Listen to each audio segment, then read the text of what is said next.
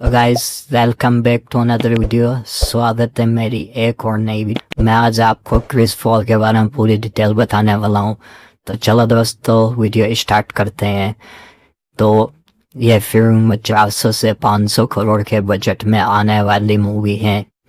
Virginity और future की कहानी बताई गई है और फिल्म में जादू भी देखने को मिलेगा और साथ में काल भी नजर आएगा। यहाँ इस फिल्म को डायरेक्ट करने वाला ऋतिक रोशन है और इसकी शूटिंग अगले साल से शुरू की जाएगी ऋतिक रोशन के द्वारा।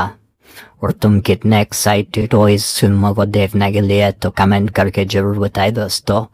और इस फिल्म को 2027 में रिलीज किया जा सकता है। तो गाइस, वीडियो यहीं पे समाप्त होती है। फिर मिलता है एक और नई वीडियो में।